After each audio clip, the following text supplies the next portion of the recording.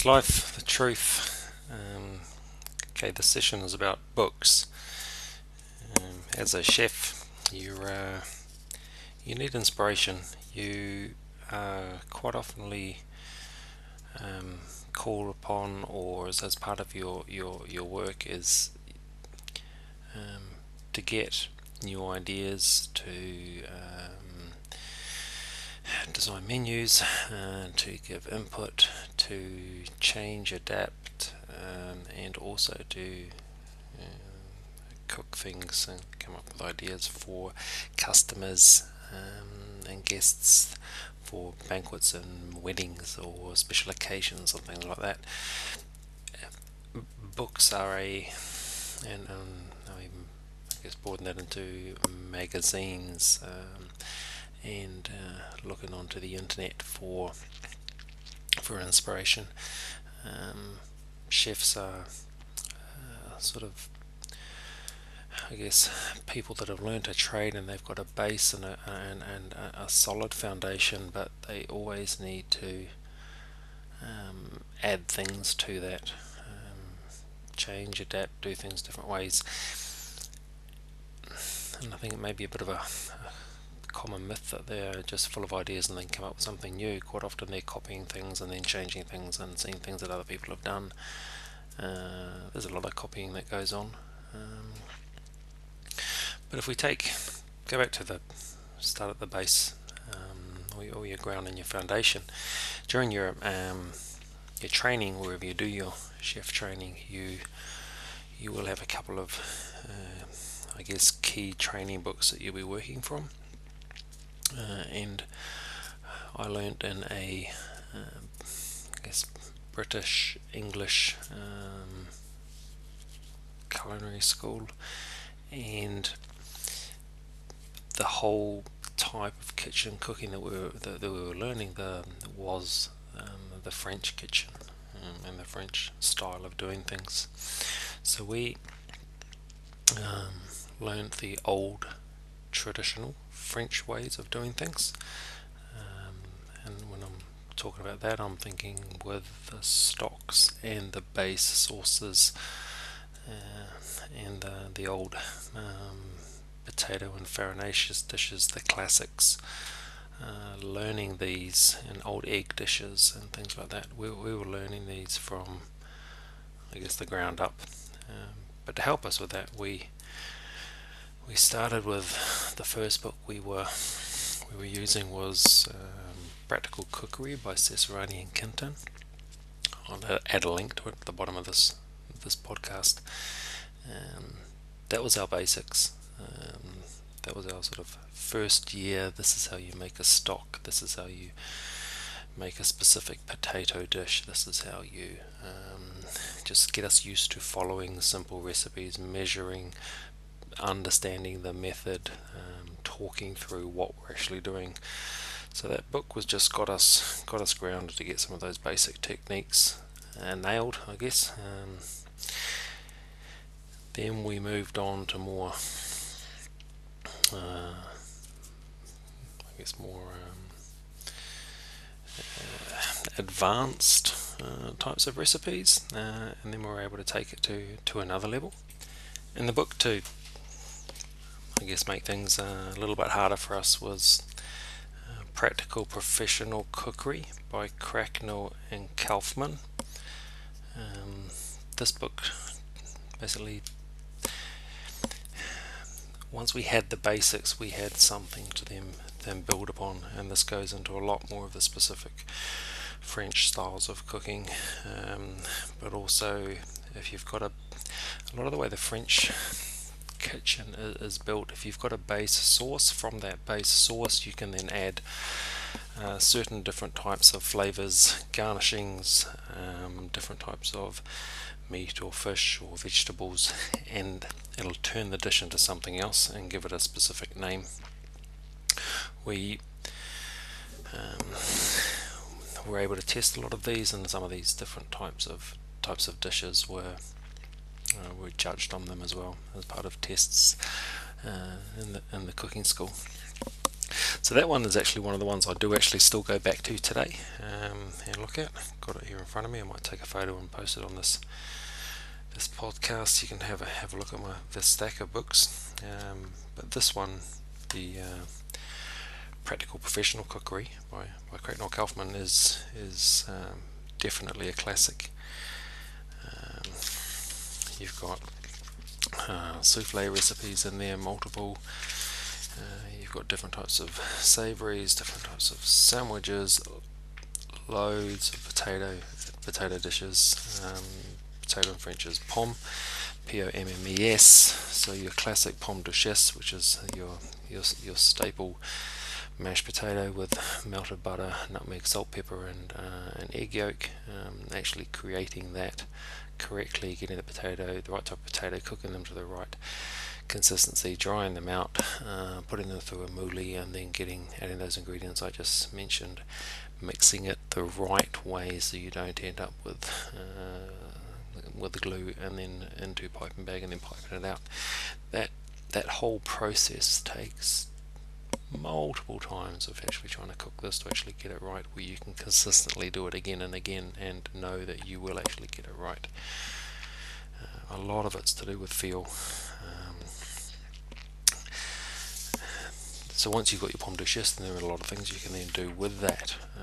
So doing your croquettes and different ways of presenting those. The whole potato side of it is. I'll have a separate podcast just around potatoes.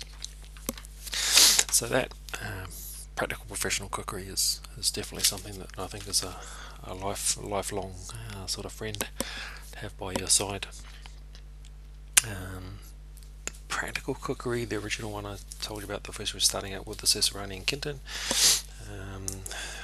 We were using the 6th edition, looking here back when I did it quite a few years ago. This sort of explains some of the basic techniques as well, all about braising, and then just about braising, it'll give you a definition, the purpose, the methods of braising, the examples of foods which are braised, effects of braising, advantages, time and temperature control, techniques associated with braising. It tells you things like larding, sweating, basting, blending, refreshing, browning, all those different techniques that you do when you are basting. The equipment to use, the general safety. So even on basting, they've got at least over 2 pages of information just about that one technique. So that Practical Cookery is, I guess, definitely a good place to start. Interesting enough, once I ended up working in Switzerland, once I've been working for about 3.5 years as a chef, done my apprenticeship and I was done, and I ended up working in a hotel in Switzerland. Head chef said to me he realised that the way I was doing things weren't quite in line with the way they do things, and what I mean by that is the actual cooking techniques and the recipes in Switzerland slightly differ from some of the traditional French ways of doing things, and even maybe the way I was maybe taught from a British French way of doing things. And then I figured out, well, I was told that they don't follow the French way of doing things. So a lot of the recipes that I'd learnt were all based on a book, Repertoire, and chef Auguste Escoffier and his recipes. But the French don't follow that guy. He's not their big hero. Their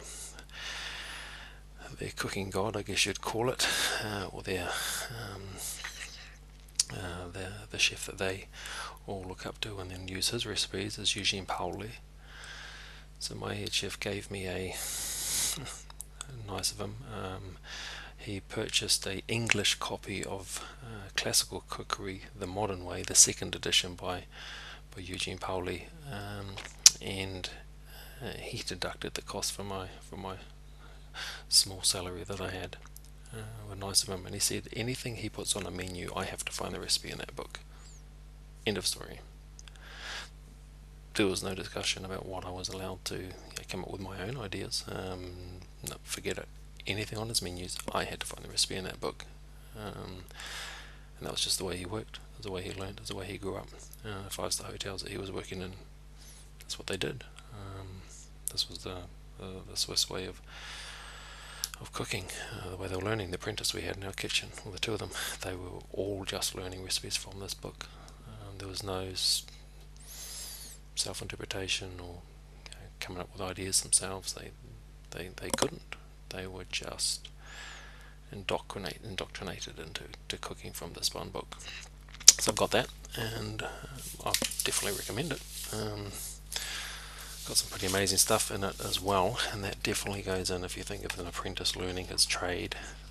This book starts off with specialised professional knowledge, and then you're going through things like food sanitation, general practices and moulds and yeasts and personal hygiene, equipment around the kitchen, steamers and ovens and windows and doors and benches and trolleys.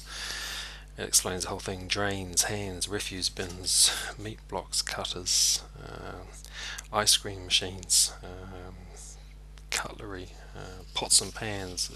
It explains all of that type of thing. Safety, preventing cuts, prevention of burns and fires, chemical burns, poisoning, foreign objects, all of these things that all of the types of things that you will never see on a TV chef program. These things aren't sexy, these things aren't cool, these things don't sell on the TV. People don't want to see about this, but this is the life and the truth of what a chef needs to know, what a chef needs to understand. This is a big part of it, and the knowledge that a chef has is so much that's got nothing to do with the food. There's a lot to do with the equipment, safety, food, hygiene, nutrition, organisation, processes, so much more that actually has got nothing to do with the kitchen. Sorry, the food. Anyway, so that was classical cookery. Went off on a bit of a tangent there, but that's what happens. So then if you want to start specialising, of course, the first area is always the pastry or the sweets, French Patisserie. So there is a great book just for that, and that's L.J.Hanneman, and it's called Patisserie, and fantastic book. It is, I guess, almost basically a Bible there as well. Goes through all the different types of pastries, different things you can make. It's got black and white pictures, and it is definitely the French kitchen then again all over. How to make macaroons before they were trendy, Toscanas, how you making fruit tarts, fruits glazes, fondants,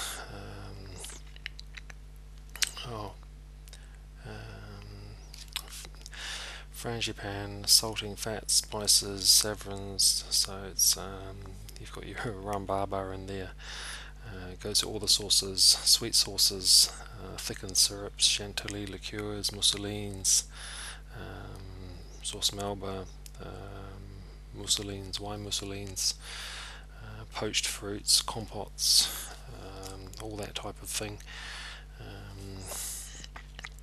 Some old classics, cabinet pudding, bread and butter pudding, diplomat puddings, suet puddings, so steamed sponges, chocolate work, all around chocolate work, about tempering chocolate, dipping chocolate, piping chocolate, decorations, sugar syrup, sugar work, temperatures, how to boil it, how to actually make pulled sugar, fruits and baskets. This book has the lot. Really an amazing resource. Definitely something for a professional chef to have the day will come around when you will end up having to do most of the desserts yourself sooner or later, and if you don't, I would try and always recommend to take the opportunity if you get it, and then you are definitely going to need books. You will need those recipes, you will need the tried and true ones, you will be making them day after day under pressure. You want to know your recipes that work. So then if we want to talk about the whole French kitchen, then there's only one, well, I'd say 2 books. I've got 2 more to talk to. The big small granddaddy of them all is La Repertoire de la Cuisine, and this one is the copy I've got looks like it's written by Louis Saulnier, and it's the world-renowned classic used by experts, the basic reference to the cuisine of Escoffier, with 6,000 dishes and hors d'oeuvres, soups, eggs and fish, entrees, pastas, salads, vegetables and pastries. This is a cookbook that has no recipes in it. There's no measurements. It is all just French names of types of food, types of dishes, and as I mentioned before, some French name for a specific dish is then built on other types of either a pastry or a sauce or a type of cooking or a technique. So stringing these different types of things together will give you then a certain dish. So this book is basically, it is the Bible of French cooking. There's things for like lamb and veal sweetbreads, and the cooking process it will explain. And then, so just at the top of that, bon mammam, something I've never heard of, braised with large vegetable julienne, moistened with veal stock, serve in cocotte with a reduced braising liqueur. So that is all that explains for what a bon maman is, and I've never made it and I've never heard of it because I've never read the specific thing. But if I'm under the section lamb and veal sweetbreads, I know what they are, I know how to prepare them. It does tell you the cooking process for them, which is blanch the sweetbread in boiling water, trim the lard and the fat bacon, then lard with bacon, fat bacon, and braise with aromats and brown veal stock. So even understanding that, blanch, I know what that means. We have to understand it to understand. So they don't need to give you the recipe, they need to just tell you the techniques that you need to be doing. So blanching the sweetbreads, what I normally do is wash them in cold water, put them into cold water, bring them to the boil. The fats and the loose sort of proteins will then coagulate, and you'll get this bubbly sort of like foam, which will coagulate on top when you bring them to the boil. Then you wash them off to get rid of all of those impurities, because it can also contain some sort of bacteria, because it is say the innards of an animal. Once that's done, then you trim them up to get some of the maybe fat or excess skin that's hanging off them, so they're nice and tidy. Then it says lard them with bacon, with fat bacon, larding and barding. I think it's been a while.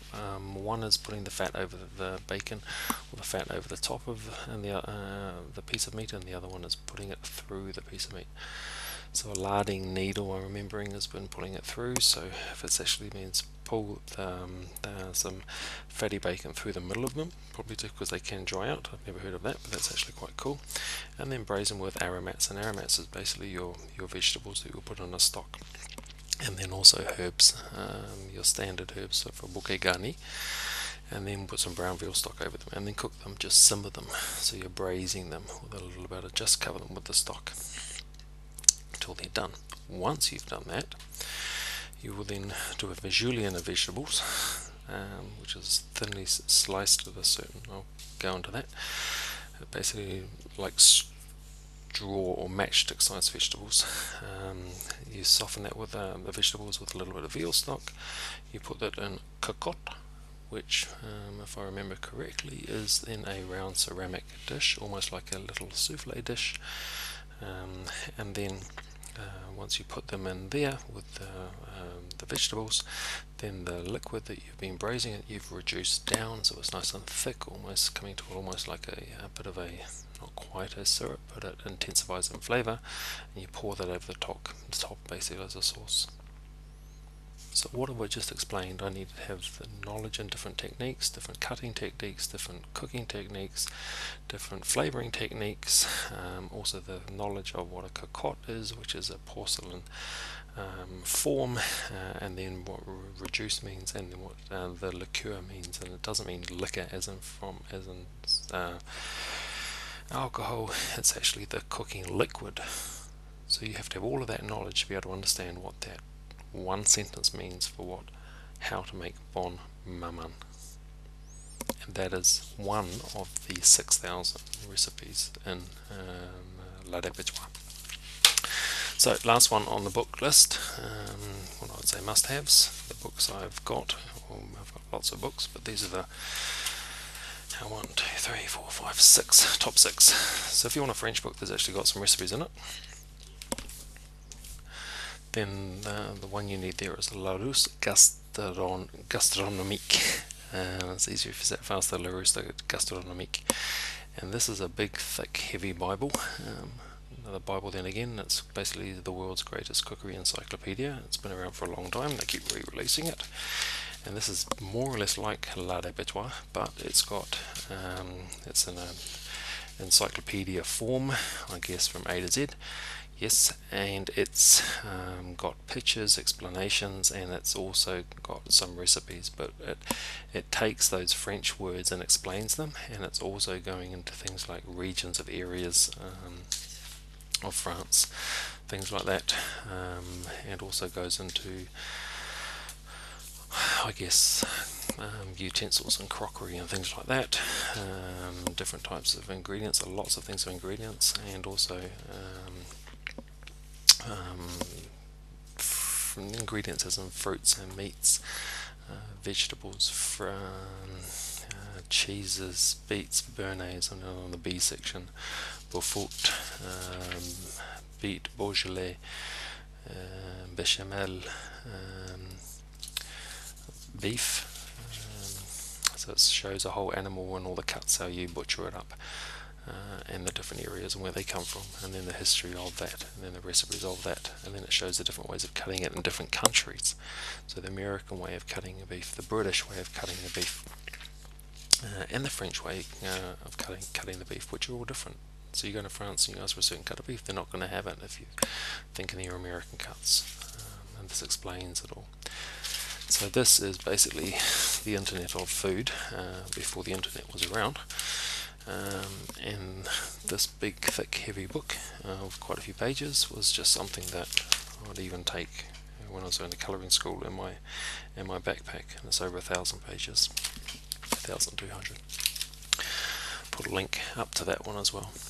It's an absolute fantastic one, just to browse through sometimes as well. So books, the Euro classics, that's what you need to learn and get up and running, and that'll basically keep you your base for a whole career, and also give you the knowledge and understanding that's needed to get jobs, keep jobs, and teach other people as well. Books as a resource, I said in the beginning, an inspiration, definitely worth investing time and money in. Doesn't always have to be brand new ones, getting second-hand ones is good as well. Of course, sitting on the internet browsing information there is also fantastic. But sitting down and sharing a discussion with some of your colleagues around books is also a fantastic way to actually share and learn, and also when you're getting into writing some recipes and trying to find ways of doing things. Books are just an invaluable resource. I've quite often liked, when I've been running kitchens, is to have books in a corner of the kitchen. Try and keep it away from the sort of the fatty, dirty sort of areas and air. Normally in the actually good places is in your dry store, where your dry foods are, and having them as inspiration for chefs as well. Quite often you'll have a few chefs that think they know it all, and are actually, I guess, got some self-esteem issues. So it's always good to have a reference point that will squash any discussions, especially when it comes to talking about French techniques, and who knows the most French type of cooking or names and techniques. It's such a broad topic, that some of these books I've just mentioned, all of these books are always good to have on hand to sort of squash any discussions and keep you on the straight and narrow. Then you can just broaden into the fantastic side of the beautiful picture books of, I guess you'd say, the famous and well-known chefs. Everybody loves pretty pictures. Some of my old favourites was the Charlie Trotter books. Marco Pierre White, his first one, White Heat, that came out. We're all loving that. First sort of rock star chef that I found out about back when Gordon Ramsay was just one of his puppies. So there, and then Al Bulli and their books came around as well, were also fantastic. Japanese books, love some of those sushi books, and the techniques and the colours, the amazing displays of food that the Japanese kitchen can come up with. Chinese and Asian in general, and then fusion cooking, and then mixing the two was also fantastic. So the trends, it's always important to keep up with these trends, and chefs, as I said, working shitload of long hours, they don't get out much. They live in their own little bubble. Sometimes books is a way of bringing those worlds closer to them, and sharing that. I always remember it was always a fun time when one of our colleagues would actually buy one of these books of one of these fantastic restaurants, or well-known chefs at the time, and we trying to recreate some of these and get some inspiration. It was special. It was important. Now looking at the times now with things like some of the shows on Netflix, highlighting some of the amazing chefs and restaurants. The information that's available now through YouTube, there's no real excuse to not stay up to date with the latest techniques and what trends and what's happening. It all gets a bit crazy. It's all a bit too much gas and frozen weird things going on, and eating straight grass because my piece of meat I've ordered, that was the grass that cow ate, and now suddenly I have to eat that grass because I should be in some way more connected to the piece of meat I'm about to eat. I get it. It's interesting, but now I'm thinking that the Danish guys and what they're doing, quite fantastic. Okay, books. We'll wrap it up now. Hope you enjoyed it. Books are an inspiration. Books give it all feeling, and I highly recommend having a base and a foundation as far as your books and your knowledge, and knowing the books and where your knowledge has come from. That's highly recommended.